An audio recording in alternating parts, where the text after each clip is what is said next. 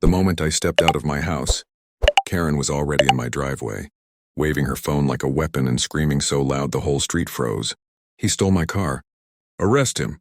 She pointed straight at me like she'd been waiting all morning to blow up. My heart kicked once, not because I was scared, but because I knew she was lying. Again.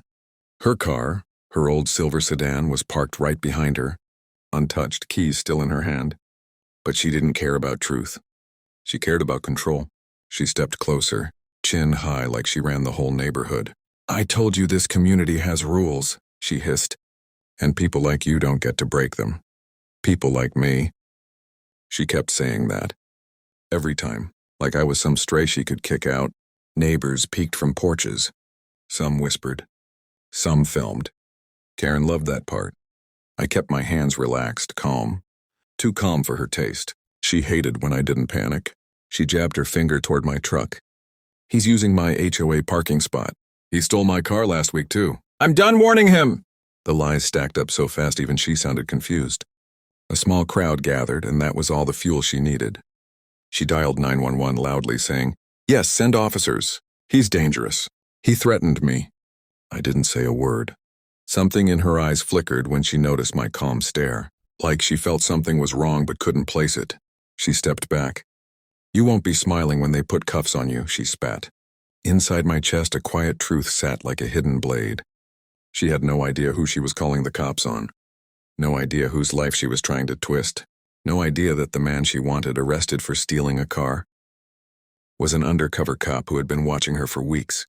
And not just for HOA drama, for something bigger. Something she didn't know I already had evidence of. As the distant sirens grew louder, her smirk widened.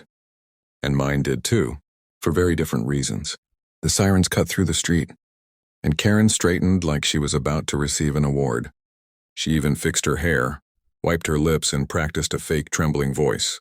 The moment the patrol car stopped, she sprinted toward it like she owned the officers. That's him, she cried, pointing at me. He stole my car, threatened me, and he keeps parking in my HOA spot. I want him arrested right now. Her voice shook on purpose, but her eyes were glowing with excitement. She wanted a show, and she thought she was the star. The younger officer stepped out first. I recognized him immediately, rookie, nervous hands too quick to take complaints as gospel. Perfect for Karen's games. He started walking toward me, but the older officer, a broad man with tired eyes, stayed back and studied the scene like something didn't add up. Karen grabbed his arm. Don't let him get away. He's dangerous. Look at him, he's too calm. The older officer raised a brow.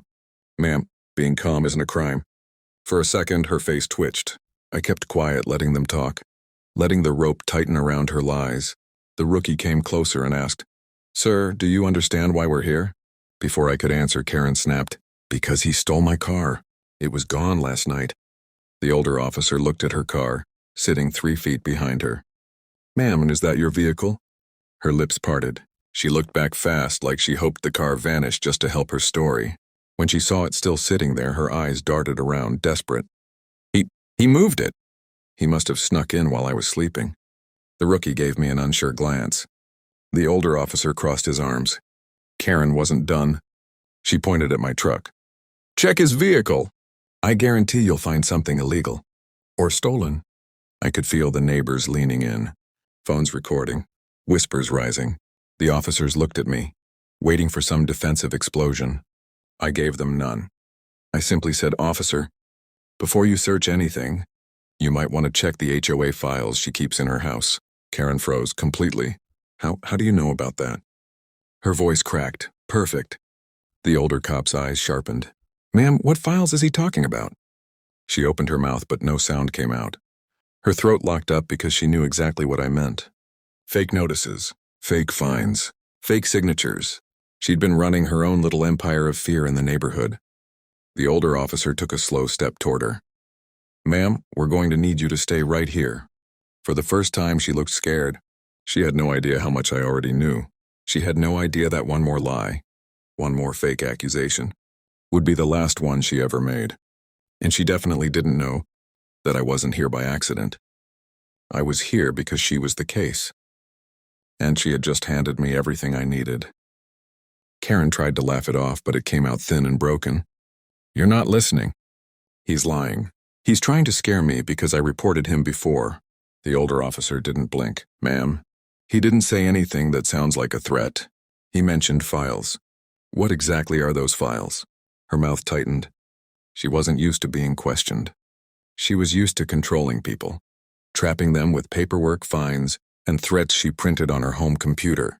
For months, neighbors had been paying her fake penalties because they were scared of losing their homes. She thought no one would ever check because HOA rules always confused people. She didn't know one of her victims had filed a quiet complaint, and that complaint landed on my desk. She didn't know the undercover officer they assigned to watch her was the same man she kept trying to throw out of the neighborhood. She backed up slowly. I don't keep anything. Why would I? I'm just enforcing rules. If he doesn't like the rules, he can leave. People like him always cause problems. There it was again. People like him. She couldn't help herself. The rookie officer glanced at me. Sir, do you have anything to add? I looked at Karen, not angry, not scared, just patient like someone waiting for a door to swing shut on its own. Ask her, I said quietly, why she broke into my backyard 2 nights ago. Karen's shoulders jerked. That's a lie. But her eyes screamed panic. Neighbors gasped. Someone whispered, I saw her flashlight that night. Another murmured, she's been sneaking around for weeks. I stepped closer, not threatening, just enough so she had to look at me. You tried to put a fake violation notice on my shed, but you didn't know I had motion sensors. The older officer asked, you have footage? I nodded once. Clear as daylight. Karen shook her head violently. No, he's making things up. You can't believe him. The older officer tilted his head. Why shouldn't we believe him? He's calm. You're not. Her voice broke. Because he's hiding something. He's not even supposed to live here. I let out a slow breath. Actually, that's the part you kept getting wrong. She frowned, confused. I reached into my pocket, not fast, not dramatic, and handed my badge to the older officer. His eyes widened the moment he saw it. The rookie's jaw dropped. Karen staggered back like the ground tilted under her feet. I didn't raise my voice. I didn't gloat. I just said the words that ended her whole game. I'm an undercover officer assigned to investigate HOA fraud. And you picked the wrong neighbor to mess with. Karen didn't breathe. The crowd didn't blink. Even the air felt still. And she didn't know. The biggest twist wasn't even this. That one was still coming. Karen's lips trembled like her whole world was slipping out of her hands. For the first time since I moved into that neighborhood, she looked small. Not powerful. Not untouchable. Just someone who finally ran out of lies. The older officer turned to her. Ma'am, we need to check your home for those documents. She shook her head hard. No, you can't. You need a warrant. He nodded calmly. Good thing we already have one. Her knees almost gave out. The rookie's radio crackled. Unit 4, we're moving in on the location. Entering the garage. Karen spun around. What? No. You can't go in there. But they already had. She lunged forward, but I stepped in front of her, not touching her, just blocking her path.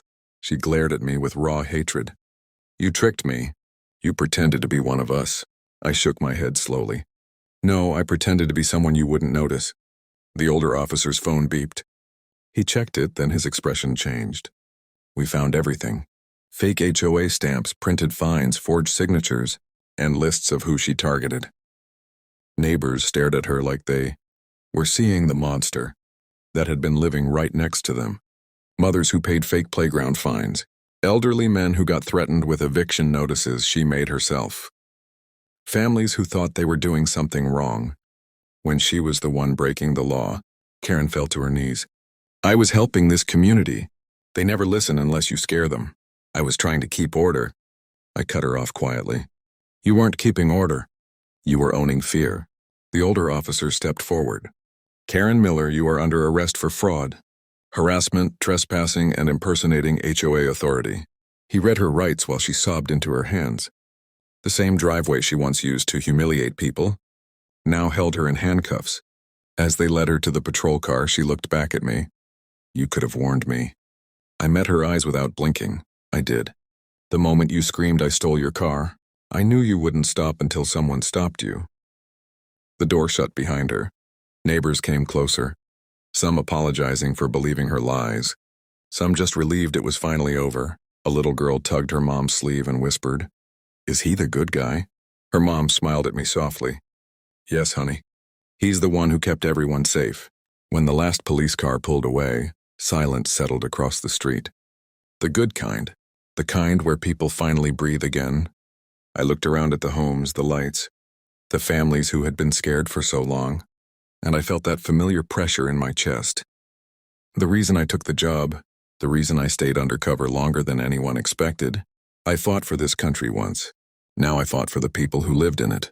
I walked back to my doorstep, and for the first time since moving there, it finally felt like home. And in the quiet night air, one thought stayed with me. No one should fear the place they live. Not while I'm here. The end.